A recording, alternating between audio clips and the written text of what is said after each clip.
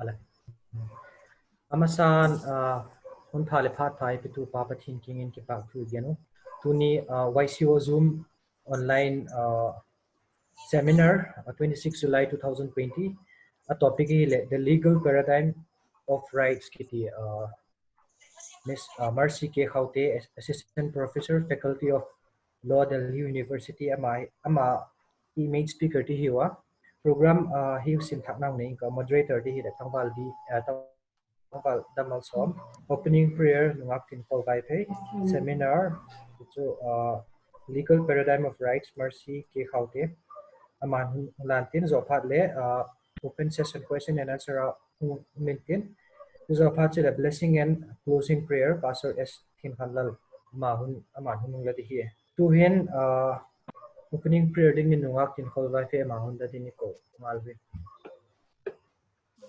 le na we ko le thina i he the ale panjing itino pathian happy na zala YCO te jumanga service e bolna te sunjom zel thading pathian in damnai pekjikin amasan pa pathian king ki pa thu kam gen kit a je ban na chun tuni a hungpang apang jingte tale hungpang thakte tale la leng takun chibai kam bu e tuin bible chang mun khat hong simin ka pau chap nai nei mawin psalm number palina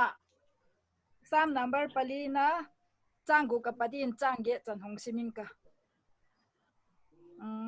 phanna him kwan ei musak thei diam o ti tam tak a ui lalpa nang ma nge in lamel wakin ei hun salbak tan abu le awai in ahum pun chang a akipak na sang a kipak na na sa zo kathin lung a hin a la saka thamong takin luming katin imuke tangka lalpa nang ma nge hi la hi kengon ale bit taka ei sak sek chu lalpan athu thieng thau tak mai isim te chu I chan chia to adin malai zol pe en la tu lai khovel hi e dai le hi le gau khalo tam tak la kale I ko chom hi tale imimal chit hi tale thamong tak le lung mong tak ei sak thei tu chu pathian be a hi ti hi kaung gen no ma kaung si mai hi pau chap nan nei tiu pau chap ka le van le asunga zo se siam tu le mau nge ai siam a tu ni hun tiang chan pha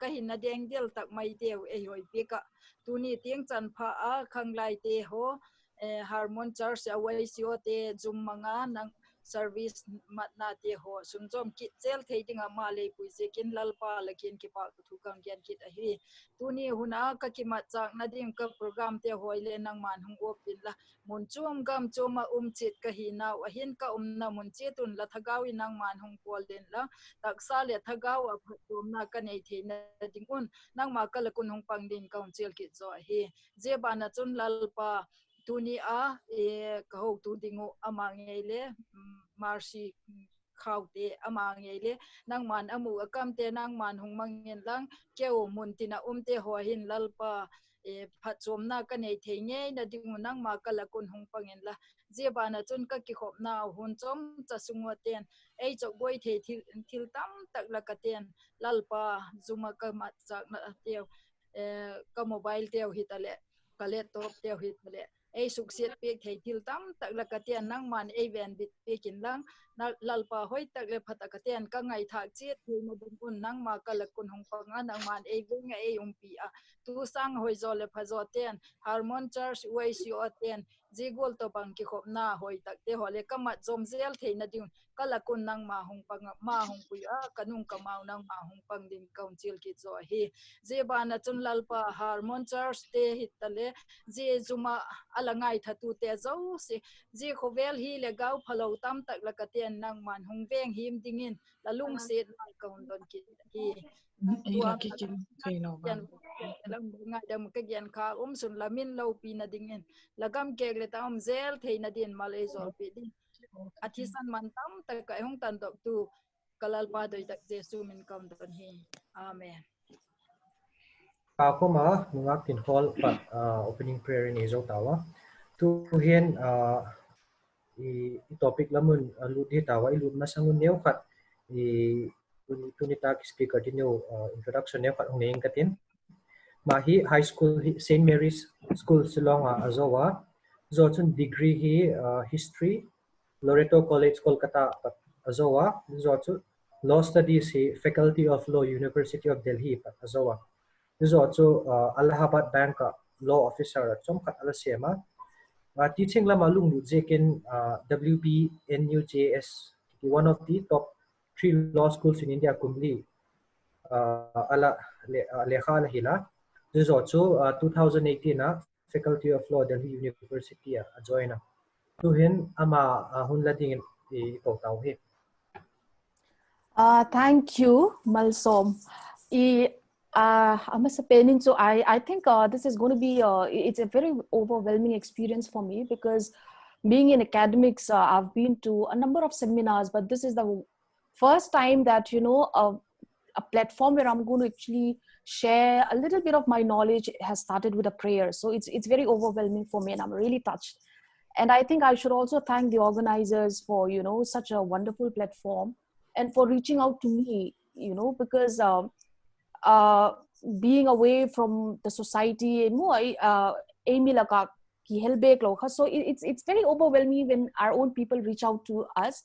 So I feel very overwhelmed on that. And at the same time, I want to congratulate the church members for putting up such a nice platform, where there could be an educational exchange of ideas. There's a disclaimer that I need to put across. The fact that, given the fact that I have a very limited vocabulary, the YP vocabulary is very, very limited. So I will be speaking in English for the greater good of those of us who have logged in today. Because I could try speaking in YP, but that would just leave everyone confused as to what I'm trying to actually express. So pardon me on that. Perhaps the next time that I meet you all, I should be better with the language.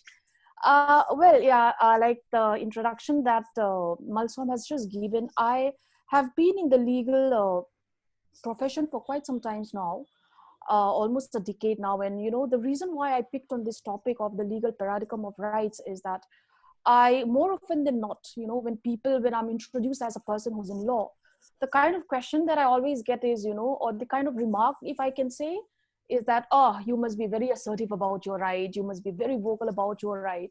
So generally people kind of link law with rights, so if there's a person who's a lawyer or a person who has a knowledge of law, the first thing that always seems to come to the mind of the onlooker is that, okay, she or he must be very vocal about rights.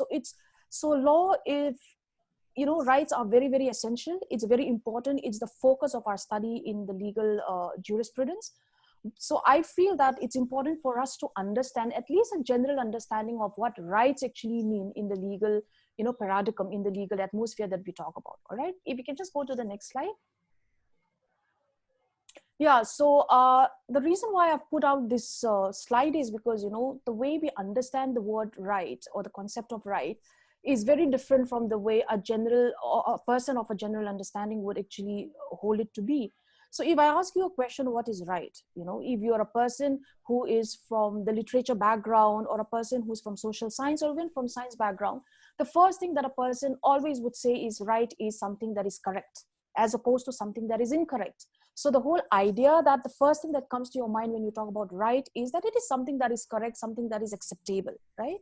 So if you are a person in theology or a person of religious learning, and I ask you what is right to you, you certainly will say that right is something that is righteous. The term right itself comes from the term righteous, which means something that is morally acceptable, and if you are a person who's driving and looking for a direction, to you, right would be something that is not left, So what I'm trying to say is right is a very quintessential term, and it could mean different things to different people.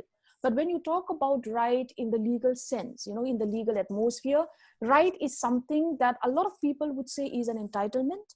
Right is also something a lot of people would say privilege. But I would say that right is something that is sandwiched between entitlement and privilege. All right. So if we can just go to the next slide. I have very few slides, so we're going to make it very simple. So this is exactly what I'm trying to put across. When we talk about right, it is sandwiched between entitlement and privilege. So if you can look at this diagram that is put out to you, at the bottom of the slide, you will see that entitlement. And you see there's a upshoot arrow. So every entitlement gives birth to a right, right? And privilege is something that is above right. Now, when I say that, I will give you an example, as I've stated there in the slide, that, you know, if you look at the Food Security Act of India in 2013, we know that the Parliament legislated this act, whereby certain classes of people are today entitled to go and purchase food grains from your ration shop at a heavily discounted rate. All right. But what happens is, who are these persons who are entitled? Not, you know, 1.3 billion people really wouldn't go to a fair ration price shop to go and purchase food grains. Ambani wouldn't go there, or the Mittals, you know, wouldn't really go there to buy food grains at the discounted rate. So, you know, these are social welfare legislations. And what happens is that it becomes important for us to draw a demarcation as to who are these people who should be able to avail these kind of facilities that is extended by the government. So what we do is we draw a boundary line, an imaginary boundary line, which we called it as the below poverty line, right? So the below poverty line is what gives rise to an entitlement. So if you are persons who are under the BPL, you know, you become entitled to go to the ration shop and purchase a food grain. So your entitlement gives right to your right, and the right to go and purchase food grain in the ration shop the moment you have your ration card. All right. Now, if you talk about privilege, keeping that aside, now if you talk about privilege, privilege is something that is beyond rights. You know, now if you can see this statement that I've put the exemption from security checks at the airports, assuming that all of us at some point in time have traveled by aircrafts, we know that, you know, all of us have to be frisked at the airport. You cannot, bypass the security checks, right? Because this is mandated, and it is important that as law-abiding citizens, you need to get yourself checked at the security in the airports. Now, what happens is, you know, there are certain classes of persons who are exempted from it again. And these would be like the President of India, you know, union ministers, cabinet ministers, or the Prime Minister of India, judges of the courts, higher court, Supreme Court, and, you know, the high courts. So there are classes of persons who are exempted from security checks at the airport. So unlike us, normal citizens who need to stand in the queue to get our baggage checked, to get ourselves screened, these are persons who can directly get into the aircraft, right? Because it comes, so privilege comes attached with a certain status that we hold in the society. Now, if I can just sum up what I have been just talking for the last 2 minutes, is that when you talk about rights in the legal parlance, it is sandwiched between entitlement. Entitlement gives rise to a right, right? Privilege is something that is above rights. So if you're exempted from security check, that exemption is a privilege that you enjoy by virtue of being the President of India, the Prime Minister of India, or those group of persons who are exempted from the security check. When you talk about entitlement, on the other hand, at the bottom of the pyramid, entitlement arises because you belong to the poverty, below the poverty line. And because you belong to the below the poverty line, you are given an entitlement which gives you the right to go and purchase food grains from the ration shop at a discounted rate. So that is what I mean when I talk about right being sandwiched between entitlement and between privilege. And we will try to understand that with more examples. All right. If we can just go to the next slide. Yeah, so now that we have kind of drawn a picture of, you know, how the rights, how this understanding of right gets sandwiched between privilege and between entitlement, now it becomes important for us to go one step ahead and see that, you know, when we talk about rights, who are these persons who can enjoy rights? Can all persons enjoy rights?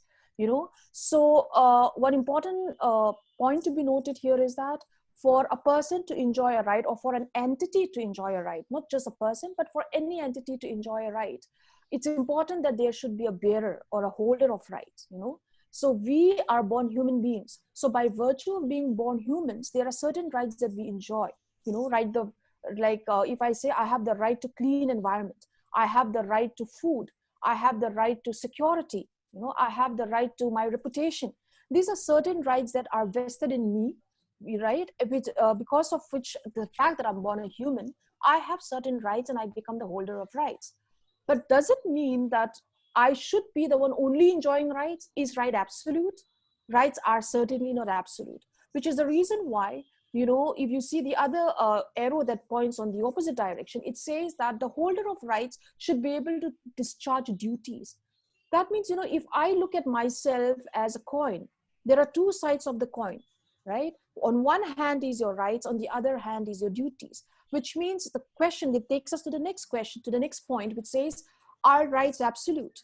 And the answer to this question is that rights are not absolute, because a bearer of rights have to be able to discharge a certain amount of duty.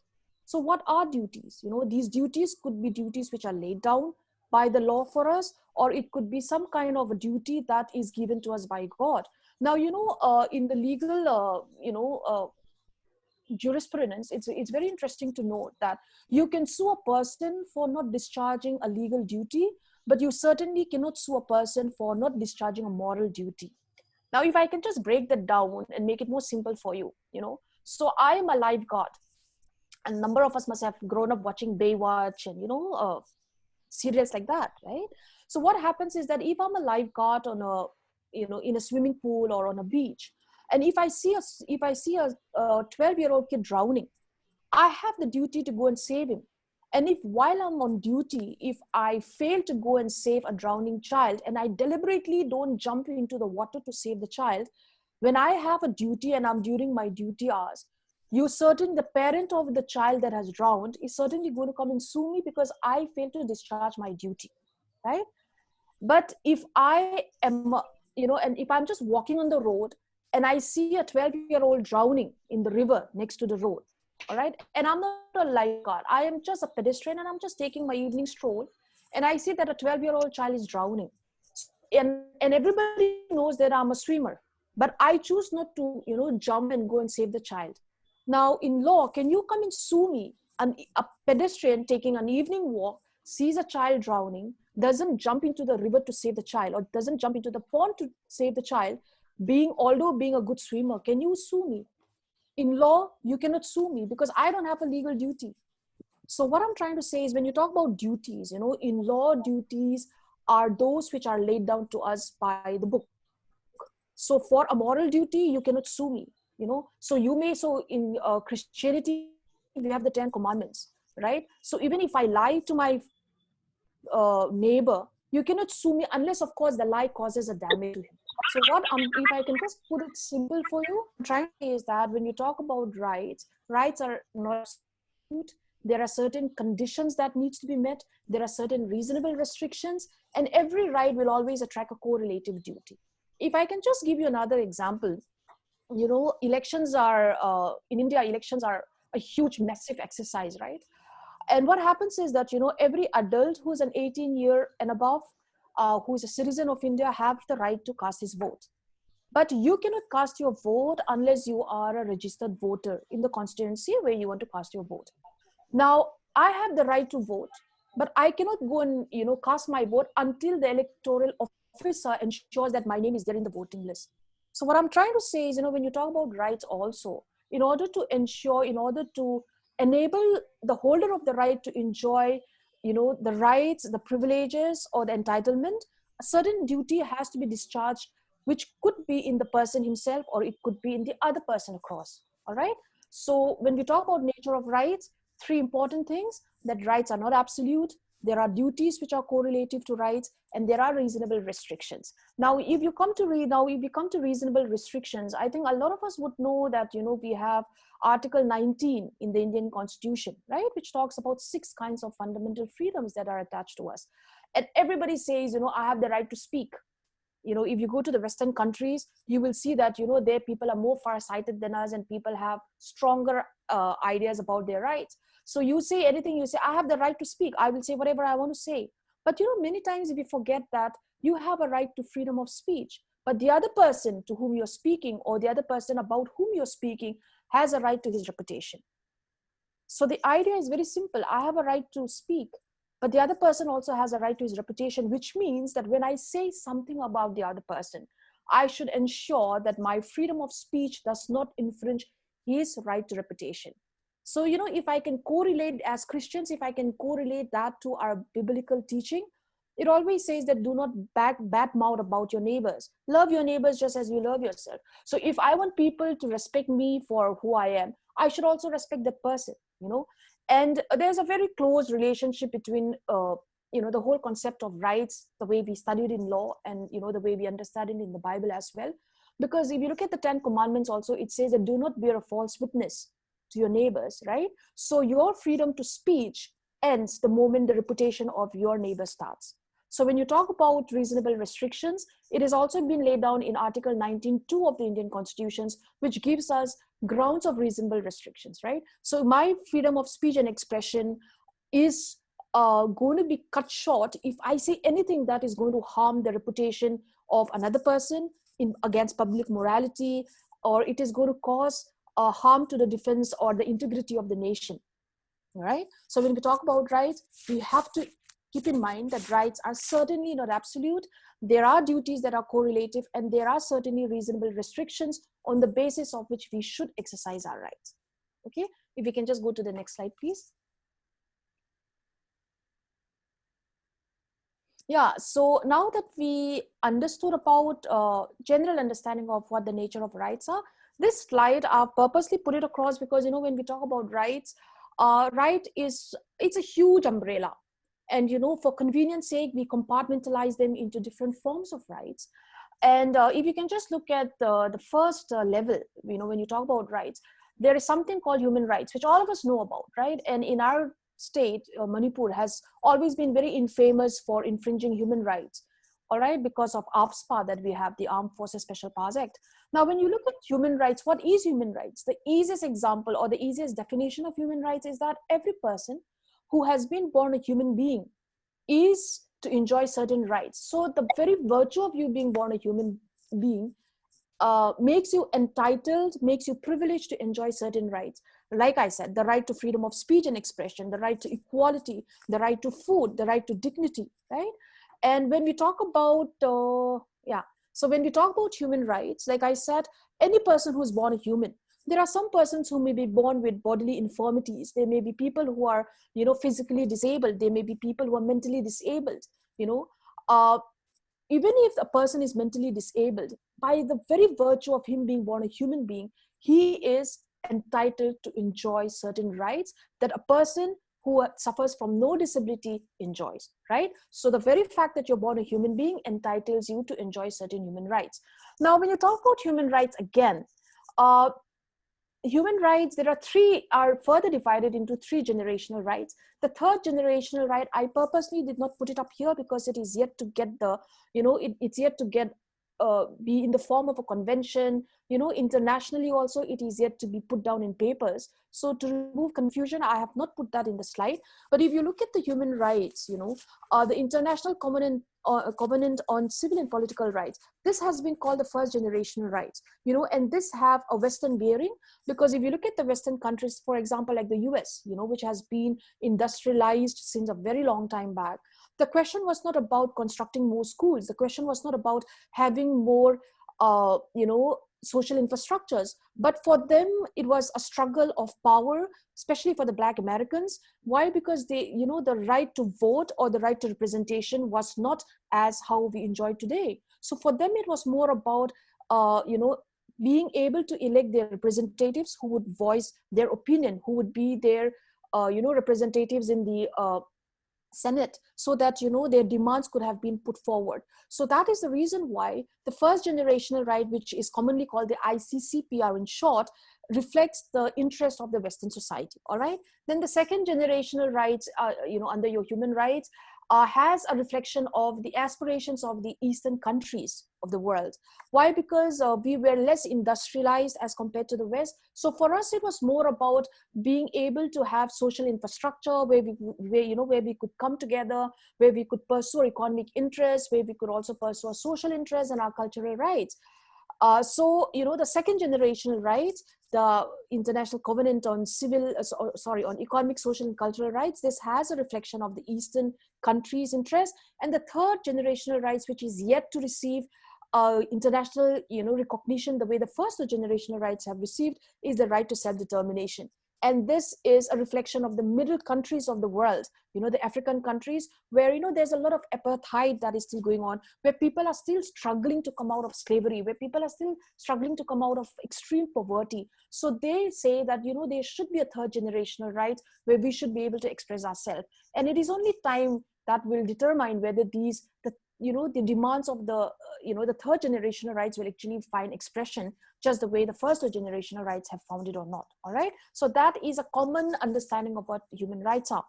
Now, if we move on to, the other side of the diagram, you will see that I've put it as a constitutional right. In India, the constitution is the supreme law of the land. Any law that is passed by the parliament needs to be constitutionally sound. Now, if you look at the preamble, I'm sure all of us have gone through the preamble at some point in our time. And in case if there's anyone who hasn't, you should, it's important as Indian citizens. So when you talk about constitutional rights, constitution being like the Bible for us in India, it is important that any kind of law that is passed do not go against the constitutional principles of social equality, economic equality, of secularism, and there are certain ideals that have been laid down in the preamble. So it's very essential that these, in law, we call them the basic structure, the basic features of the constitution. So when you look at the constitution, there are fundamental rights. We all know what fundamental rights are, right? Which are very fundamental and essential for every human being to enjoy the status of a citizen in India. Right? So we have the fundamental rights, and apart from the fundamental rights, we also have the legal rights. That means the legal rights are recognized by the legal system that we are bound by. And the legal system also comes beneath the constitution. So in India, there is nothing above the constitution. Even only if there is something that's above the constitution, it's the will of the people. Because if you look at the preamble, it says, the last line says, we the people of India, adopt, enact, and give ourselves this constitution on November 26, 1949. So it is the will of the people, because of which the constitution is ruling, for which the constitution is something that we adopted. So the day the Indian people come together and say, no, we want a new constitution, we will have a new constitution for ourselves, right? But speaking in terms of the highest law in India, it is a constitution. And very important and sacrosanct are the fundamental rights. But like I said, rights are not absolute. Even our fundamental rights are not absolute at all. A person can be deprived of his life. Why do we have that penalties? A person is being deprived of his life, right? He is deprived of his life through a process that is being established, through a procedure that has been established by law. So there are certain crimes, that have been enumerated in the books, So if a person commits, like, let's talk about the Nirbhaya case, right? Why were the rapists of the Nirbhaya, in the Nirbhaya case, why were they hanged to death? There's so much of argument that goes on, life versus that debate. And there are lots of people who also say that, death penalty should be done away with, because the Constitution of India under Article 21 says that every person should enjoy the right to life and liberty. So if the Constitution, if the state is supposed to protect my right to life, is it fair that the state takes away what it's supposed to protect? But the answer is yes. Life and liberty can be taken away through a procedure that has been established by law. So if you commit a crime whereby, the punishment clearly mentions that, the penalty you would incur when you commit a certain crime is either life imprisonment or death penalty, then it is surely by a procedure that is established by law that you may even be deprived of your life and your liberty. So a person who is thrown into the jail, the imprisonment, who's serving an imprisonment term, is certainly deprived of his liberty, right? So fundamental rights are also not absolute. Legal rights are also not absolute. And if I can take this back to the slide, legal right, for instance, when you talk about your right to cast vote, it is not a fundamental right, it's a legal right. But me casting a vote is not absolute. I can't just go and say that I want to cast a vote because I'm 18 years and above and I'm a citizen of India. I can cast a vote only if my name is there in the voters list, and only if I have been issued an EPIC card. So in the same way, I have the right to freedom of speech and expression, but my right to freedom of speech and expression, which is a fundamental right, that is also subject to reasonable restriction. All right. So please don't get confused when I tell you that, constitutional rights, fundamental rights are, sacrosanct. They are sacrosanct. They're very important, but they're not absolute. They are also subject to reasonable restrictions. All right. If you can just go on to the next slide. Yeah. So going further, because, when you talk about constitutional rights and when you talk about legal rights, there are 101, rights in India. There are lots, every right that you enjoy, which is not being clearly mentioned in in part 3 of the Indian Constitution, Article 14 to Article 32, comes under your legal right. So those rights which are recognized under, for example, your uh, right to property, these are all, whatever rights have been recognized by the legal system in India will come under your legal rights. But those rights which have been clearly enumerated in the Constitution, which we call them the fundamental rights, as I've just put it out here in the slide, these are the fundamental rights which are very essential. And these fundamental rights, some of these fundamental rights can be enjoyed even by foreigners, non-citizens, but not all rights will be enjoyed by the foreigners or and some rights are exclusively meant for the Indian citizens. For example, if you look at the right to equality, this is in Article 14. That means all persons should be treated alike. But is it possible that you treat all persons alike? It's not possible at all. You can't treat an IS officer and a rickshaw wala on the same pedestal. You can't treat Ambani and a startup and a person who has just, begun his startup company on the same pedestal. So even when you talk about right to equality, like I said, it is not absolute. What the underlying principle is that, again, the right to equality means like should be treated alike. So if I'm a person who's serving, as a Navy officer in the rank of a, let's say, a commandant, I should receive the same treatment as any other person in the same status as me. All right. Then we talk about the right to freedom. Like I said, Article 19, you have those 6 rights where you can, the right to freedom of speech and expression. You have the right to freely move. You have the, settle in India. You have the right to form association. You even have the right to form trade unions. But you don't have the, but the right to strike is not a fundamental right. All right. You can go and join trade unions. That's the reason why, even the Zirlai group that we have, it is because we enjoy certain rights under the right to freedom. But the moment, our associate, if you have an association, right, which is trying to topple down the government or which is trying to cause some kind of public inconvenience, that will be hit by the, restrictions under your right to freedom. Then we talk about right against exploitation. That means no person should be exploited. For example, we have a number of legislations, and one reason why, talking from the point of view of racism that a lot of us have been subjected to, and I think, and pardon me if I'm wrong, but I think it's something that all of us have experienced it at some point in our time, at some point in our lives, and in some form of or the other. So even I personally would feel very angry when I would go and I would see that when I'm traveling, I would see that the shopkeeper is trying to charge me higher than what he would generally charge the other person, just going by my mongoloid feature. That is when it really strikes me really hard that it's some form of an exploitation, because you're trying to demand something that is not correct. So when you talk about your fundamental rights as well, you talk about the right against exploitation, but when you look at it from the constitutional law point of view, we talk about exploitation more in the form of maybe perhaps a Dalit person being exploited for a lower the caste that he is born into, and or women being exploited for prostitutions, right? So when you talk about right against exploitation, this is something that even a foreigner would enjoy if he is in India, right? Then we talk about right to freedom of religion. So each person, India being a secular nation, we are free to kind of propagate, we are free to follow, we are free to practice any kind of religion that we want, right?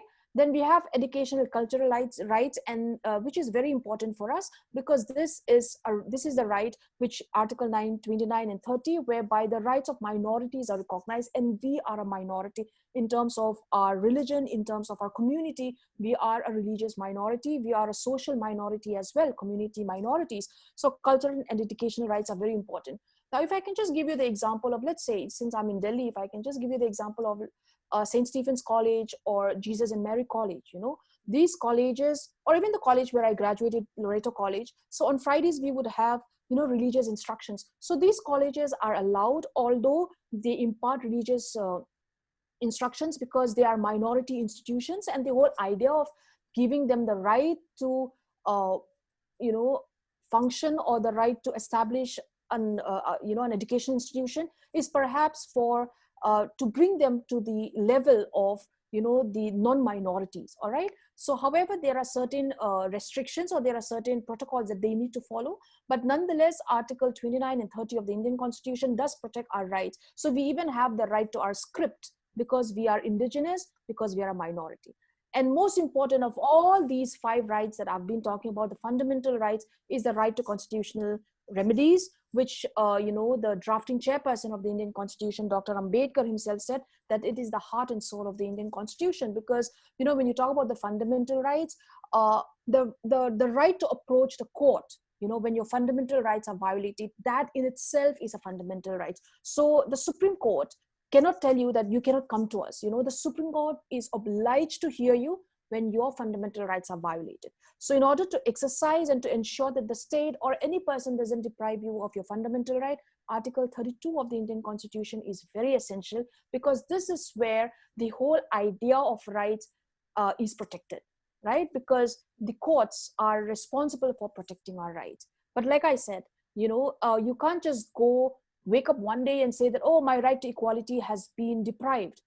So the court is going to look into whether there was a reasonable ground for you to be deprived of your right to equality or not, because there's something called procedures established by law. So if there is a procedure that has been established by law and your rights have been violated, then that comes under reasonable restrictions. All right, can we just go to the next slide? I think that must be the last slide. Yeah, so yeah, I thought it was apt to actually put this up, because I'm sure a lot of us also already have heard about this. Like I said, in continuation to what I was talking about, the right of minorities, even the United Nations recognizes that, minorities, there's a huge population there, which, the minority populations, which play a very important role, not just in terms of economy, not just in terms of rights, but in terms of identity as well. And in India, we have a right which talks about the Prevention of Atrocities Act, the Scheduled Caste and Scheduled Tribes Act of 1989. And the whole idea of having this right is, this legislation was to protect minorities like us. Now, I think it was sometime in 2015-16, where the Supreme Court came up with came up with an order which said that if any person calls a person from Northeast as chinky, would be, punishable. And the reason why the judiciary was able to come up with that was because we have an act that protects our interests. So when you talk about the prevention of atrocities, atrocities could be in any form. It could be in the form of physical atrocities, depriving us of certain benefits, or depriving me from using or entering a mall, or using a certain social infrastructure that has been set up by the government, or if my entry to a park has been banned just because I belong to the scheduled tribe community, right? So the parliament felt that it was important, the time was right, that we should have a legislation that is going to protect the interest of the minorities. So the whole idea of this act is basically, to protect the rights and to prevent any kind of atrocities in physical form, in verbal form, right? It could be even a mental torture for that sense, or it could be, subjecting a person to verbal abuses that could trigger a lot of other, infirmities in the other person. So, and also, the interesting part of this law is that this act is that there are special courts that have been set up. So if our rights have been violated as an ST, as a person belonging to the scheduled tribe community, I can go to the court, I can go to the police station, file an FIR, and my case will not be taken up in the general law court, but there is supposed to be a special court, and interestingly, what happens is this legislation also provides what is the punishment that the accused person would be, given, what is the kind of relief that I would be given. It could be in form of compensation, it could be in form of a public apology. And, also one very important aspect of this act, which we should know, is that whenever a complaint is filed under the Scheduled Caste and Tribe Prevention of Atrocities Act, is that the investigation is to be done by a police officer, not below the rank of a DSP. Now, if you go and file an FIR for theft, usually the investigating officer, the IO, is usually a sub-inspector or at the most an inspector, right? But if you file a case under this legislation, the investigating officer is not going to be a person who's below the rank of a DSP, which means that, the state is sensitive towards the needs of persons belonging to the scheduled caste and the scheduled tribe. All right. So this is a legislation which you can just Google it, and, you can just, even if you don't want to read the entire act, which I know can be confusing for persons not from the legal background, but, you can just read the head notes. So this will give you an idea, and another interesting feature is that now if I'm a person belonging to the scheduled tribe, and there's another friend of mine who's also scheduled tribe, and if I hurdle abuses against her, verbal abuses, she cannot go and file a case against me under this legislation. So the accused person, should be, so the complainant have to be a person who is from the scheduled tribe or the scheduled caste, but the accused person has to be a person who do not belong to the scheduled caste or the scheduled tribe.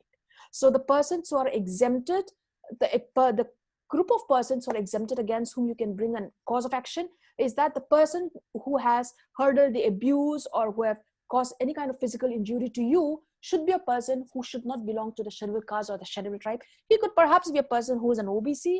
He could be a person who's from the general category, and this is all the more, this legislation is all the more invoked when, the Dalits community are involved, because the kind of atrocities that are, committed on them is usually done by persons belonging to the high bird.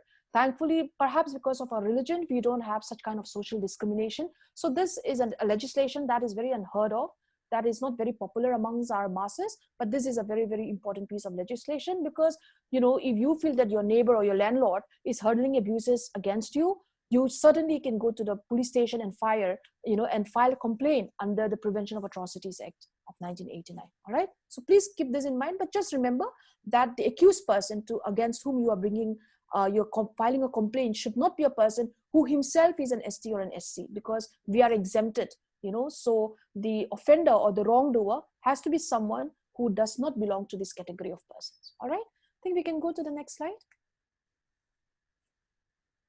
Yeah, so now we have talked about what are rights.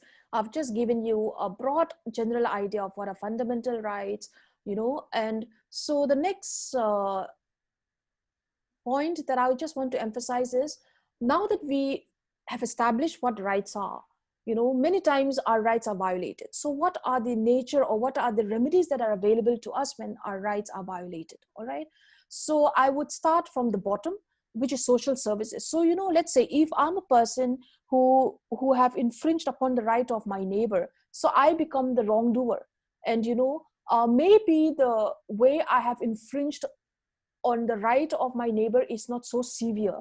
So let's say if I have said something that is unwelcoming, a defamatory statement, but it was not too harmful, and so what the courts would decide, which happens in the Western countries, is social service, and this also happens with the juvenile boards. Like, when, let's say when the person is, suffers from some kind of disability, maybe his mental age is still very childish and he's not aware of what harm he has committed, you could perhaps sentence him to social service, whereby, there is a kind of mental satisfaction that is caused to the person who has complained of the fact that his right has been violated. And there is also a kind of, payback that the wrongdoer has, for the wrong that the wrongdoer has committed through the system of social service. All right. Then, when you talk about suspensions and terminations, what happens is, if this happens in service matters, like if you are a person who is at the level of a manager where you can, hire and fire persons, and you have wrongfully fired that person, or you have wrongfully committed a crime that cannot be just pardoned, right? It could lead to termination of your service. But termination of service will not just happen overnight. It would be first preceded by suspension. So you will be suspended. During the period of your suspension, there'll be certain inquiries and investigations that would be set up. And on the basis of the finding of the disciplinary authority, the suspension or the investigative reports, your services may be terminated. This is very common when you talk about, corporate world, because, there's something called insider trading. So when you're selling information of, when you're selling trade secrets to a rival company, perhaps nobody's going to keep you hanging in the company, right? So what happens is that whenever you violate the rights of secrecy of your company, you certainly will suffer, or you certainly will be given suspension and termination orders. And then imprisonment. This is something that is very common. So if you cause any kind of harm to any person, so I have the right to safety. So if I'm walking on the road, I have every right to safety of my body. No person is authorized to come and slap me without a reason. Now, if there's a person who comes and slap me without a reason, I will certainly file an FIR, right? And because of him causing me hurt, what happens is there will be a certain amount of imprisonment that he will have to undergo. Maybe it's 2 months, maybe 2 weeks, maybe 3 weeks, all right? Or maybe even life imprisonment, depending upon what is the nature of wrong that has been committed, nature of crime that has been committed. The imprisonment will accordingly be given to the wrongdoer. Then there's something called monetary compensation, and these happens, and these often is followed with imprisonment. For example, when we talk about heinous crimes like rape, or when you talk about even defamation for that matter, in today's time, what happens is that victims are usually given, especially when it comes to injury of the body, right, or sexual assaults, the accused person is also has to undergo a term of imprisonment. At the same time, some kind of monetary compensation is also given to the victim, and this is in acknowledgement of the fact that she has to undergo certain medical procedures. It is also in recognition of the fact that we respect her rights, and it is also an acknowledgement by the state that the state has failed to protect her bodily autonomy, has failed to protect her safety, right? So monetary compensations usually are followed with imprisonment in criminal cases. But when you talk about civil cases, like let's say bank frauds, right, it is followed by monetary compensation. And most importantly, when you talk about, your fundamental rights being violated, their Article 32, like I said, is the heart and soul of the Constitution, because that is the protector of your rights. And whenever your rights are violated, the courts, the Supreme Court and the High Court, they are empowered to grant certain remedies in the form of writs, and there are 5 kind of writs that we have borrowed from the British system, the prerogative writs. And these writs are 5 in numbers, like I said: habeas corpus, writ of mandamus, quo warranto, certiorari, and I'm sorry, just a minute, I'm just getting called. Yeah, sorry. Yeah, writ of habeas corpus, mandamus, cert, quo warranto. And is there anyone who can tell me the 5th writs? You can just unmute yourself. Prohibition. Yeah. So I think with that, well, I don't intend to go into what are the kinds of writs, the technicalities into how monetary compensation are calculated, or how the imprisonment are given out, because that would be too much data at one go. So yeah, so this is all that I thought would have been good for the first session that we have. And I don't know how simple could I put it out for you all, because when I teach, I usually teach the final years, because I think that's easier, because they already come with some amount of knowledge. So yeah, I've just tried to put that as simply as I could, to just give you a very generalistic idea about how we look at rights in the legal jurisprudence. It's not just about, this is my right, so I can go and claim it. So even if I have a right, is my right subject to reasonable restrictions, or have my right been taken away following certain procedures that has been established by law? So, what I'm trying to put across is, when I get people who come up to me and say, you must be very aware, you must be very vocal, very strong-headed, because your rights are.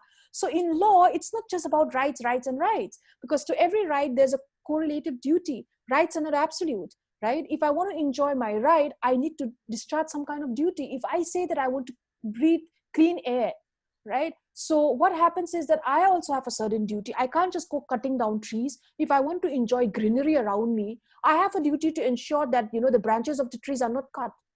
I have to ensure that, I just don't go and dump my waste into my neighbor's property, because my right to enjoy my property is subject, is limited the moment my neighbor's property starts. So my right to move my hands stops the moment my neighbor's nose starts. So in law, we talk about rights. It's important because that's the focal point of our study, but we dissect it into many more parts. And trust me, persons in law, we are very well aware of our rights, but we are also aware of our duties as well. So that's also the reason why, the government or the state comes up with certain social welfare legislations. Now we have your Mental Health Care Act of 2017, which recognizes 25 kinds of disabilities. So today we don't even want to use the word lunatic, because we say that even a person who may have been born with certain mental disability is also entitled to, liberty. He also have a dignified life. He should also be entitled to his bodily integrity, to his reputation. So there are there are numbers of social welfare legislations, and, especially belonging to the minority communities, minority sections of the Indian society, there are a number of rights that has been given to us, but we don't really come across it, or we don't know about it, because of course, legal literacy in India is low, more so in our society, for reasons best known to, I don't know, whom should we even put the blame on. But the fact that, to every right, there's a correlative duty. So the day we discharge our duties efficiently is also when we are able to enjoy our rights. So with that, I think I can wind up my presentation, if I can even call it one. And yeah, if there are any doubts or any questions that you would want to put across, not just connected to rights, but from the legal atmosphere as such, you are most free to put it across. Yeah. Kipakuma rights chum detail dewa explain piek to nuwa mercy Khaute chung kipak thui genu rights knowledge lam hile pungbe mama tin kaging cha tu session ni na patahe to hen question and answer session hun hong itinu question dong ut ten pathe tai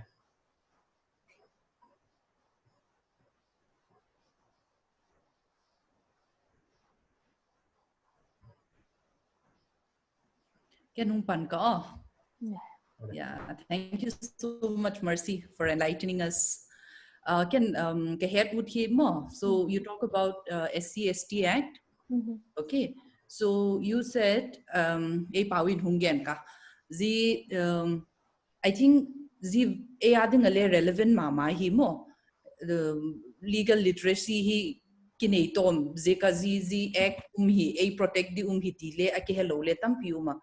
And city context sahi etele, as you said, verbal offenses ahilo ele numete ading atu sexual offense ti hole tampi akitok mo zika in this act one bang offense I include them more.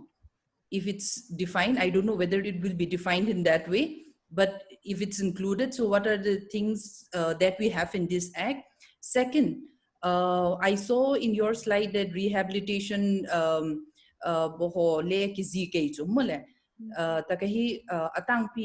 when someone is a victim, they think twice to report it to the police, So if I report it to the police, whether my safety is intact, especially minority community, cities community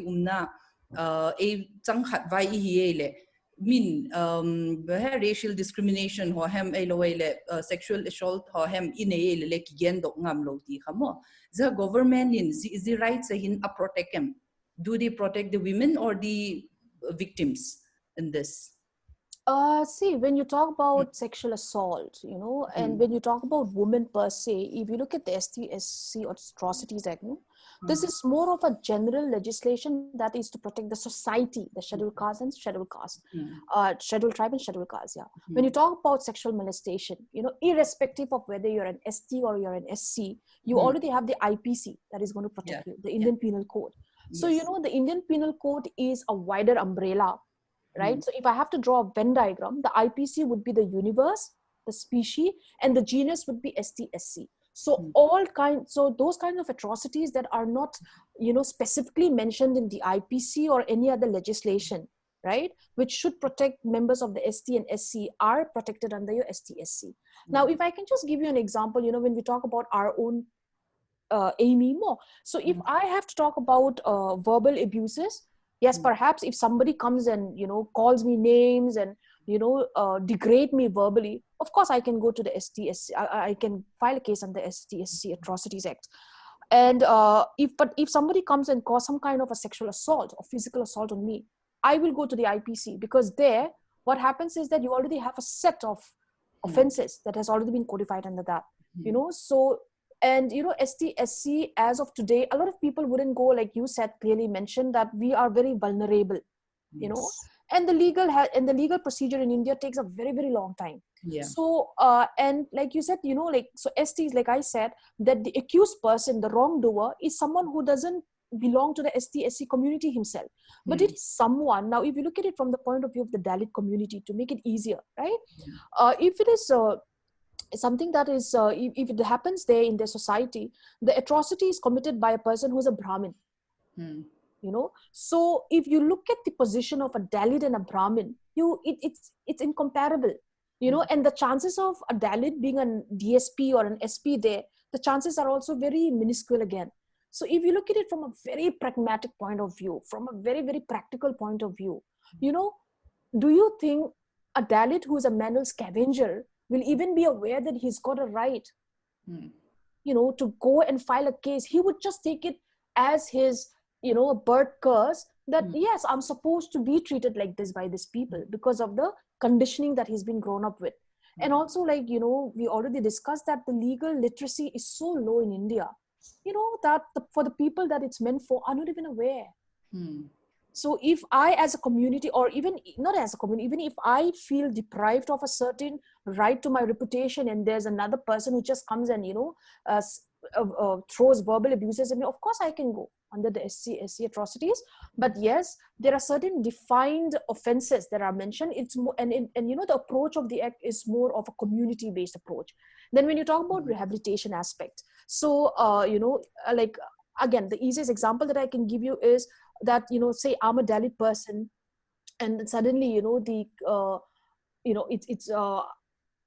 my employer comes to know that I'm a Dalit, and he decides to chuck me out of my job. What happens then?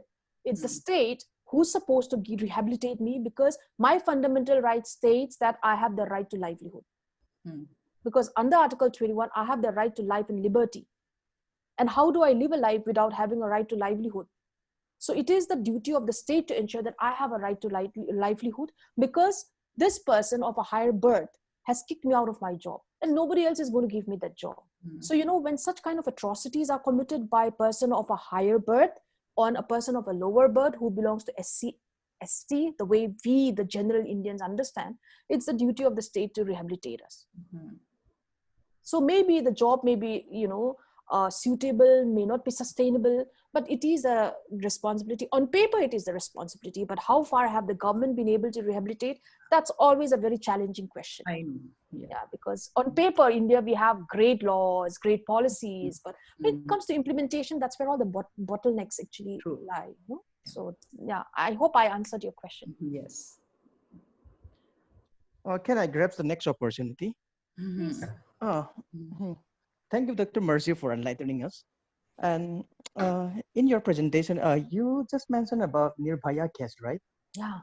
Yes, I was really interested in that Nirbhaya case, because I did my PhD research in end of life care. So could you please enlighten us more on the legal position of euthanasia when it comes to whether it may be a passive or active? Could you please enlighten us more? Yeah, when you talk about euthanasia in India, I think, the line is still very blur, because euthanasia, like you correctly mentioned, there is passive euthanasia, there is active euthanasia. And unlike Netherlands, if I can point that example out, where, active euthanasia is also allowed. In India, we only allow passive euthanasia, right? Active euthanasia is not allowed, because we, again, are champions of human rights, and we say that, no, the right that you can't give life to a person, you can't take it away. So when you talk about euthanasia, I think this was laid down in your Shah Banu's that Aruna Schonbach's case, where the court had clearly said that, no, we cannot allow active euthanasia, but we can allow passive euthanasia on a certain conditions. And the first condition is that the victim or the patient is in a vegetative state, right? And even if after all medical interventions, the person has no chance of revival, no chance of coming back to normalcy, and if at all the person comes back to normal, comes back to life, he is not, or she is not going to be able to live a dignified life, because he or she is going to be constantly dependent on a life support system or on the service of another person. So in such kind of a case, now, the doctors, or let's say the patient's family, will have to apply to the court, the High Court, whereby, the High Court will set up an inquiry committee, which is to be comprised of a leading doctor, right? And a leading doctor of the state, and the doctor who's been, treating this patient, and also a member of the judicial body, and they are going to assess, right, as to whether it is whether this person will ever be able to come back to life or not, or are we going to do more justice by giving this person a dignified death. So it is only upon the certification of the High Court concerned that even passive euthanasia may be administered. Active euthanasia is not allowed at all. But passive euthanasia, upon the certification of the High Court, after doing all the necessary medical and background checks, only then will passive euthanasia be allowed. And again, another catch is because in India, we still don't have the advance directives, or we can call it the, how do I put it?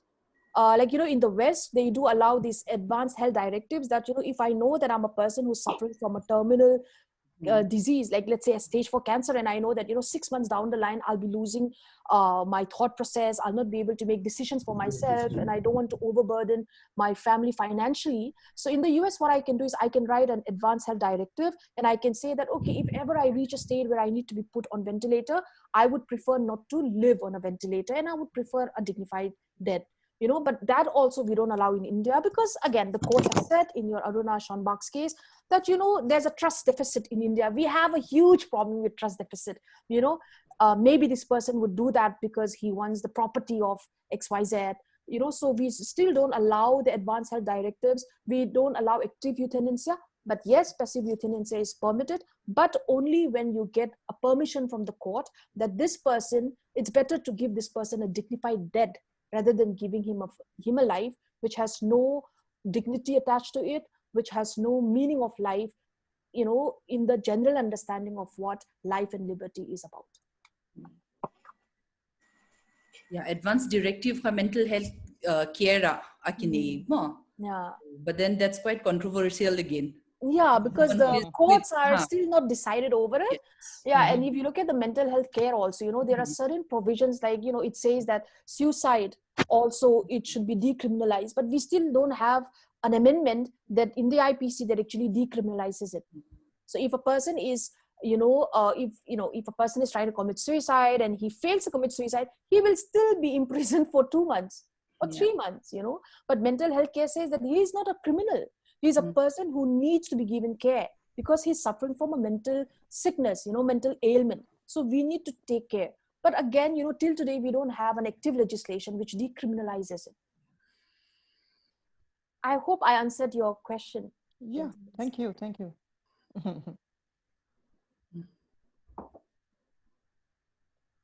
Hi, Marcy. Can I oh. Yeah, sure. Hi, Marcy. Thanks for your valuable presentation. My question is on dietary. Like we being a minority from the northeastern part of India, we have many issue on dietary, like eating of dog meat or many other things also. Like in the last month, there was a trolling in the social media. Like if you, I don't know whether you were aware about it or not. Hema Chaudhary against the state of Nagaland. I can say the whole of Northeast. When Naga people were eating dog meat, like then Hema Chaudhary was totally opposed. She was opposing about opposing eating of dog meat.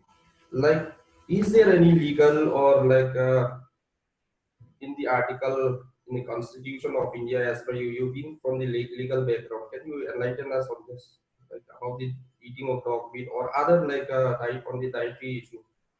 Yeah, well, I am not very active on social media, but I think I came across that piece of news. I think when my parents were watching it or something. Yeah, when persons make such kind of comments, like Hema Chaudhary, if I'm not mistaken the name of this person, she would say that I have the freedom of speech and expression. But like I said, every freedom is also subject to reasonable restrictions. So you want to make a comment on somebody's diet, that is also subject to reasonable restrictions. And the fact that she commented on somebody's eating habits, that, Naga people are eating dogs, and the whole of Northeast getting together and saying, oh, who are you to say such a thing?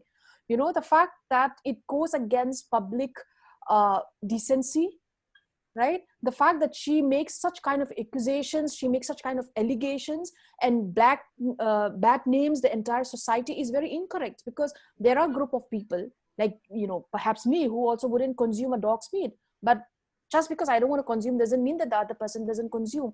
But her right to freedom of speech and expression certainly can be the kind of defamatory, the kind of statement that she has made is very defamatory, because there are sections of people in the society who do not consume dog's meat. So it is very wrong for a person to generalize the entire society. One, two, her because that has, because this has brought down the dignity or brought down the reputation of the Naga people as a society as a whole, that, they are dog eaters, right? So this also could amount to, this certainly will amount to defamation, which is why she has also been called to, and she has also been summoned by the state. So yes, but constitutionally speaking, we don't have any specific legislation whereby, you can file a case against a person and say, hey, you are talking about my society, so here I am filing a case against you.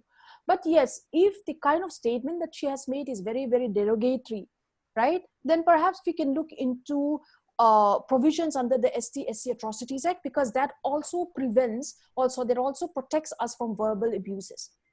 But again, there also depends on what are the circumstances in which she made a statement as that. And when you talk about a diet, when you talk about eating habits, like even when it came to the beef controversy, if it is a part and parcel of our customary traditions of consuming a certain meat of a certain animal, nobody can actually come and raise a finger at us, because we have the freedom to eat what we want. You may be a person who enjoys eating idli dosa. I may be a person who don't enjoy eating that. Doesn't mean that what you're consuming is wrong and what I'm consuming is correct. It could be the other way around as well.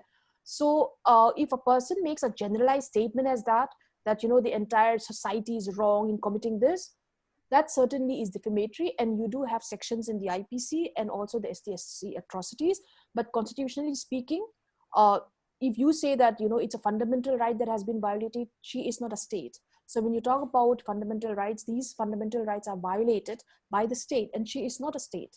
So if it is something, if it's a statement that has been made by, let's say, some ministry or some office or maybe a state governor in his position as a governor, then perhaps we can sue, because a person who's holding a public office becomes a state for the purpose of filing a case under your, fundamental rights violation. But fundamentally speaking, in terms of fundamental rights, no, we don't have a cause of action against her. But in terms of prevention of atrocities under ST/SC, I can't give you a definite answer, but I believe there's a provision there, and also under IPC, because, if you're making a statement, defamatory statement, perhaps you will have to pay the price for it, because that is lowering our reputation in the eyes of the rest of the world. For people who may never know that Nagas consume meat, dog's meat, you're making a statement like that, and you're opening us to a whole lot of, to a universe where people will accuse us and, bring us, look down upon us. Certainly we can sue the person for defamation, yes. You mean to say that, like, regarding the dietary food habits, a person cannot sue the other individual, is it? That's... Yeah, I mean, if a person just makes a statement, like regarding the food habits, there is no, like, a person cannot sue you, right? No, there's nothing that can bar you from suing, but your grounds have to be reasonable, because, the court, now when you go and file an FIR, the police will register your FIR. But then again, you also have to be, clear about what would you, on what grounds do you want to go and sue a person. If a person makes a comment on your diet, a person could also make a comment on your dressing. A person could also make a comment on the color of your skin. That's racial discrimination on the color of your skin. If a person comments on your choice of fashion, right? Would you go and file a case against that person? If it is derogatory, of course you would. So if a person makes a comment on your dietary choice, you of course can, if it is set in a derogatory manner, if it is set in such a way that your reputation is brought down, you certainly can file a case of defamation against that person. You certainly can do that. But again, it is, if it is a case where a person has made written comments, then you can certainly go, because, it's a libel. But if you have to just file a case against a person because what verbally he says to you, it's very difficult to prove, because, you need independent persons to come and, you'll have to collect your witnesses. So how do you do that? So if so if there's a person who comes and makes a comment about the food that I eat in the presence of my friends, there's a principle called innocent until proven guilty. So how do I prove? So it is on me, the burden is on me to prove, the burden is on the state to prove that the other person has actually committed, the wrong of the wrong of bringing down my reputation. So it's very subjective, when you want to file a case against a person merely on verbal, connotations, merely on verbal abuses and all. But if it is something in writing, then it's much easier because you already have an evidence. And because our court system is based on evidentiary, value of witnesses and, basically on, just say in Hindi, like we say, saboot, that we say. So it's very difficult because, witnesses turn hostile. We don't have an effective program to protect witnesses. So if you just want to file a case on somebody because of a verbal abuse, then it's very, very difficult. Because the other person also will say that, oh, I was provoked.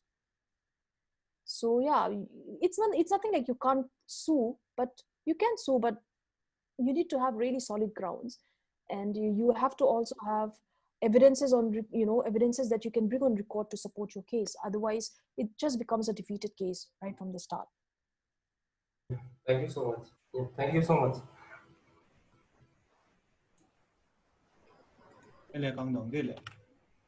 Yeah, please. All right, I'm gonna ask in English. So Umarsi, since you are a lawyer, a question always pops in my head. Suppose when seeing a lawyer representing a guilty person. So like as we often see in many TV series or movies where the lawyer is bought or bribed. How does this work? Suppose you were to represent someone who is guilty in the perspective of a layman like myself, doesn't defending the guilty party in the essence is against the law, or is that the rights of the lawyer? That's my first question. And for the second, in a democracy, regarding the concept of right to work, which category does this falls upon, legal or fundamental rights? That'll be all. Thank you.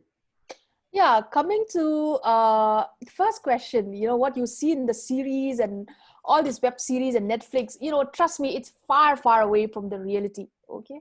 Nonetheless, it's always a depiction of what actually also occurs. Now, when you talk about, representing a lawyer representing the accused person, how do you know that the accused person is already guilty? How would you know that? Because in India, we follow the principle of, presumption of innocence until proven guilty. So just because I say that, you have slapped me, how do the court, or how do I know, how do the world know that you actually slapped me? It could have been somebody else also. So what I'm trying to say is, trial, trial that we say, all that you watch in the movies is the trial, where you're representing an accused person. It is all to prove whether this person is actually guilty or not. You are already talking from the point of view of the accused person being guilty. But the entire process of representation is to prove whether this person has really committed a crime or not. Are you getting my point? So if I say that, so what happens, if I can just quickly tell you how things fall, right? So if I say that, let's say in the case of Nirbhaya, since we were taking that as an example, when she was raped and she was, brutally tortured. Now there was an FIR that was filed, right? So the person who suffers will always go and lodge an FIR. And, in criminal cases, it is always against the state because the state is supposed to protect us. The state is supposed to make the environment friendly. It's supposed to make the environment safe. Now, whenever there's a criminal case, what happens is that you go and you lodge an FIR. Now, lodging an FIR is not the end. It is just the start of an entire legal process, right? You just ignite an illegal process. Now, when you lodge an FIR, immediately you don't get a call from the courts. When you lodge an FIR, the police will now have to start an investigation. So the police will carry out an investigation, not an inquiry. It's an investigation that the police will carry out. Now, the police will check who is the investigating officer that we call the IO. Now, the IO will see what has been lodged in the FIR, and the IO will now go and do his own homework. Will call the, complainant, record the statement of the complainant, will call the accused person against whom the charge has been, the FIR has been lodged, will record their reason, will record their side of the story. So the police officer will be doing the recording of reasons, why did you lodge an FIR, why did you lodge an FIR, what are the details of, he'll try to get as much details as he can about the crime that has been, complained about. Then after that, when the investigating officer is satisfied that yes, this person on my investigation seemed to have committed the crime, now he will charge sheet, and when he charge sheets, when the charge sheet goes up, when he prepares, then it goes to the court. Now, when the court sees a charge sheet, so let's say you're the accused, let's say you are the person who complained against me and I'm the accused person. Now the court is going to call me, the magistrate's court is going to call me and say, okay, there has been a case that has been, slapped against you. It's a case of, let's say, molestation. Have you committed the crime or not? If I say, yes, I've committed, that means I admit that I'm guilty and the court will give me my punishment there and then. All right. But what happens is that once the court tells me that, okay, there's a charge sheet against you, that means there is enough of evidence to say that you have committed the crime, that Mercy has committed the crime. And the court will ask me, do you plead guilty? That is when I said, I do not plead guilty. I am countering the charges against me. That's exactly when the court is going to say, okay, let the trial begin. Now, when you say let the trial begin, that is where the entire judicial process of inquiry starts. So investigation is done by the police, inquiry is done by the judicial persons, right? Now what happens is the dates will be given, I will be called to record my reasons, the defense lawyer will, ask me questions, the prosecutor will ask me questions, and there'll be recording of evidences, of witnesses, of complaints, and it will go on and on because adjournment will also be given. Now, the reason which, it is not the right of the advocate to represent the accused, but it's the other way around. It is the right of the accused person to get a legal representation. All right. So every person who is accused of a crime has a right to legal representation, because we cannot forget the fact that he's a human being. And no matter how heinous crime he may have committed, human rights also takes within its ambit the right to legal representation. So just because a person has committed heinous crime doesn't mean that we will just tell or say that, oh, you are guilty, so get lost, go die. We can't say that. We need to ensure that we protect the human rights of this accused person. There's a leading case in India, D.K. Basu's case, right, which also says that the right of not even an accused, the right of an arrested person. So there has been a list of rights that has been mentioned, which is supposed to be kept in every police station in India, right? This is a case of D.K. Basu versus State of West Bengal. If I'm not mistaken, I think it's a case of 2007, right, where the Supreme Court said that, every police station should have a signboard where it clearly mentions what is the right of the accused person. Right? So the right to legal representation. So if you are arrested, let's say if any person is arrested, the first thing is that this person has a right to be given an advocate. So if you're a person who can't afford an advocate, there's something called the legal services, right? So the state is also supposed to provide you with a legal representative of an advocate. The other right that an accused person has is also the right to inform his family that he has been, arrested because of a certain crime for which he has, allegations have been made. All right. So right to representation is not the right of the lawyer, but it is the right of the accused person. And as a lawyer, yes, it would be very difficult to say that, isne to crime committee hi kya hoga, because we cannot make judgments. So the whole purpose of having the law courts is to establish the guilt of the person, so that, an innocent person is not sent behind the bars. And there's something called rights of natural hearing also, that, no person should be condemned and heard. Now, if you look at the Bible also, taking examples from the Bible, from King Solomon, he says that, he always he's supposed to be one of the wisest king that we had.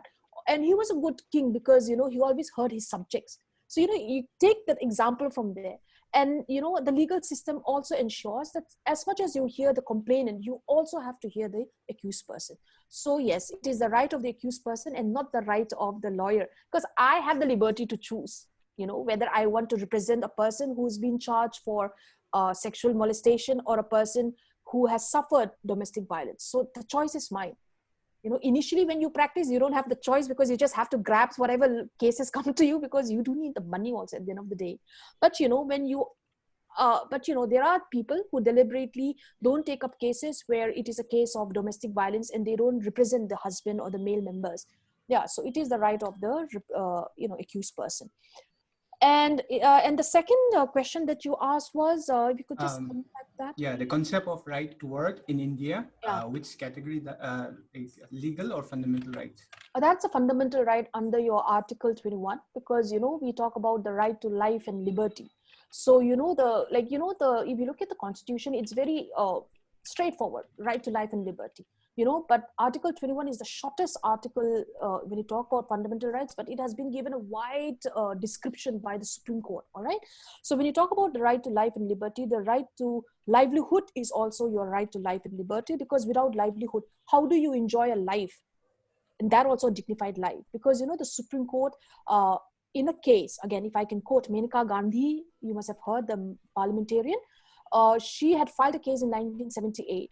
And this is one of the most important cases that we keep talking about, where the courts have said that when you talk about right to life, it is not just an animal existence, but it is a dignified life. And this is also again why today we have legislations, where we talk about the right of disabled persons, or where we talk about right of to mental health, or where you talk about prevention against atrocities on STs and SCs, because life is not just about human existence. If I want to have a dignified life, I need to have a right to my reputation. I should have the right to work. I should have a right to earn my livelihood. So it is my right to, it's a fundamental right. So, this is the reason why you have a lot of labor legislations. So labor legislations, like for people who work in the industrial setup, Industrial Disputes Act and all, these are social welfare legislations where we are trying to talk about, because we talk about a welfare state where we need to ensure that every person enjoys equality of status, opportunity. There should be economic equality. Nobody should be deprived of his right to livelihood. And if you look at your article number 19 also, the right to trade and profession. So every person who's a citizen of India is also free to take up any kind of trade and profession, that he or she thinks is sustainable and suitable for his existence. So it's a fundamental right. Right to life is a fundamental right. Thank you. You're welcome. I guess we'll put an end to the question and answer session. Yeah. So we would like to thank our speaker today once again, and for sparing her wonderful time. And just for the greater, information for the people who are present here, we'd just like to add that our speaker is the second daughter of Pu Chinpu. He is currently working in the Indian Telecom Service, and right now they are in Delhi. So we would like to inform you that we won't be able to give you any gift, anything as such, because of this current COVID situation.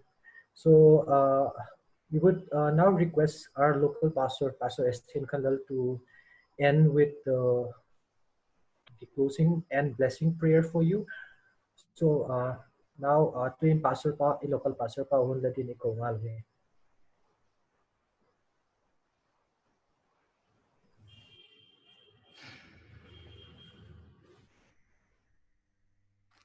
Pa kauma Mercy Khaute pa kauma mai ei pa tu le nai male oh cái phao nung gen tang katin zigol to banga tu khanga dinga kisun pium tak mai assistant professor faculty of law Delhi University imi isa zigol to banga nasip na le thim na sang tak mai ne ya lawak ompi upi kasab kong ngai sang o kakipak pi ma singu pathian le pa nu la pa tele jinam te la choi sanga nung dam kasaba chun ji ban chun khang lai te Harmon Church YCO seminar program dinga lahung panga hutam tak mai lahung gena tulai ading right law iti hi kopi sunga mi te hi thintang gama i background hi ala niema i right hi le doi gol takai thune na hi le ke hello te hi tule ba bitam pi na lai di che he hun asota dong nom te lengan aki phala mol hi tan tin kuman tam tak mai dunia khang lai te kinga presentation lahon bola lahon gen pi ka ki pang ma zingu lungdam kasawa la chungin YCO advisor ble ka hiboka pastor le ka hibok zekin la chungin ki pak thu lahon genu chule lalpanun malsomin tin la sepna bangchang igen na thiamna le pilna le thiamna te ho ne le lam te bang zat male pathin nin ha pi la wa hele in satu te chule copy veng tu te lalpa na sak pi la ven pi la la thon mai ai ti golin lalpa na hon ven pi a hong ki thu pi a thili theina a la pil na le thiam na te amat pi a la na sip na muna pathin le ming te doi sakna chang to zel digin lalpa na takin mal som hela tuni hi kimu thein taksa hi le hin chu jehi kakipang nak sukla thile ding da ne ai jekin le chule thili thei lo hi ta zuma ki khopna je gol to banga as paper topic point mo tak mai presentation lon bol na hin ka hi thei sunu kama ki pak thu gen na ka hun nei be pu hi lovin pathin on mal som thei ziti nga hung pui tunga ziti nga thiam na hun pia chun faculty of law Delhi University na assistant professor hung pet tu le hung sep sak tu le hung sep sak zel ding future lengan mal som na le don sel the ne dingin pathin kingin pau chap na blessing prayer hung nei katin male yon hak na le tan din pau chap na bang mang ti wale chabi tiu le lalpa ka pathienu hang lai te program YCO te programin tunihin tu tha dinga zulai tha de le hungita je program la kisim te tak takin nang man le supitin pe ka kauna no ka kisun pi ma ma singu anu pan le kisun pi u chun keyo nam ten le ka kisun ka kithangat pi ma ma singu Mercy Khaute assistant professor faculty of law Delhi University nangman asip saka zechun na sem zinga hi lain YCO Bengaluru Harmon Church tunia right law apoi modante ke mau kahi naw le kan na te ho lalpa kamat the ding hi dan te ho kamat the lo ding hi dan te ho tam pi himale tailenin man tam tak mai hun yen pi ka hun yen so pi ta zara ka program te zo the kom zikun la kengen ke pak thu kaun to he lalpa ka pathin ka pi the yule kalung dam naw le ka ki pak na zalo ka hi the yu bang ma umpu ziting la pui tung tu le ziting ala choi kang tu chun tulai virus ti holaka hil phalo laka aveng him thei tu chu nang ma beb la hi chule a future banding moloka katom na ding tieng he tu chu nang ma la hi nang ma cha alpha le omega abul le top la hi pathian bang kim hi thei lalpa nang ma la hi jesun ka unaw nu Mercy Khaute tunin nang man si ting la pui tun na ki pak thu gen be pui lawa a future ading ale nang ma na nang ma ki thu pi na achana nidanga lat bible ka mo golo Daniel te ho nang man la pia Pavel mi te ho slangin nang man la choi sang zo thuguk zo si nang man la hit saka nang ma ki pat pilna ki sel gu chun Solomon pilna pitu chun tuni na mangele amabanin da thagau thing tho pina to ama hun pui pekin la nang ma mi te nang ma hello te la ka din lai le nang ma mel heina slang zo khoba pilna le thiam na le het na nang man bela alpa anasip na nang man pi digin tunin Mercy adigin lamal somna lapan pina aw chizel na digin aminis nasip na ko nga ondot pi ko iman hisel na ko nga lalpa nang man pi la ithu pi la mal som zel digin le veng him zel digin la ko thing thawin kon kols ko e uni ka thungai thak teo kamat na di kumumang thei dingin lalpa ngai thatu te zo sile nangman hi thim na thak apn lang lem hin na thak te apn la le pinan e mal som pi dingin lapan pina ka hondon he ka ki khop na zo the kom tak sikun lamin thieng tho ka hon choi he la ken ke pak thu kon jenu lo pina de choi na hon pi in je zo si chu kalalpa de tak mai Jesu Krista minin ka hondon he amen Kakipak taluy.